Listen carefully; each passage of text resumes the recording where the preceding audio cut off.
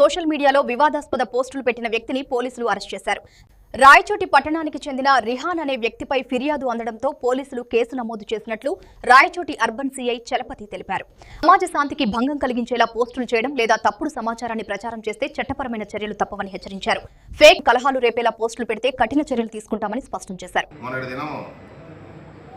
మన రాయచోటి పట్టణంలో సోషల్ మీడియాలో ఒక వ్యక్తి, రాయచోటికి చెందిన వ్యక్తి మహమ్మద్ రియాజ్ అహ్మద్ అనే వ్యక్తి గౌరవైనటువంటి మన భారత ప్రధానమంత్రిని, అదేవిధంగా ప్రస్తుతం జరుగుతున్నటువంటి ఇరాన్ ఇజ్రాయెల్ వార్కు సంబంధించి కొన్ని వివాదాస్పదమైన వ్యాఖ్యలు చేయడం జరిగింది. దీనికి సంబంధించి వెంటనే గౌరవైనటువంటి ఎస్పీ గారి ఆదేశాల మేరకు రాయచోటి పోలీస్ స్టేషన్లో కేసు నమోదు చేయడం జరిగినది. ఆ కేసులో నిందితుడైనటువంటి మహమ్మద్ రియాజ్ అనే వ్యక్తిని ఈరోజు అరెస్ట్ చేశాము. కోర్టు ముందు కూడా ప్రవేశపెట్టడం జరిగింది. ఈ సందర్భంగా అందరికీ తెలియజేయమనగా, సోషల్ మీడియాలో, ఇన్స్టాగ్రామ్లో, అదేవిధంగా ఫేస్బుక్లో వచ్చే వాటికి రియాక్ట్ అయ్యి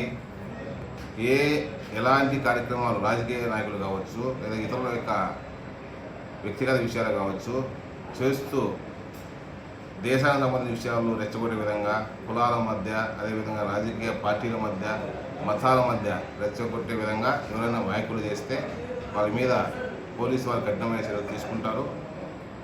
నాన్ బెయిలబుల్ శిక్షలు కూడా వేసి వారి మీద చర్యలు తీసుకుంటామని తెలియజేస్తున్నాను.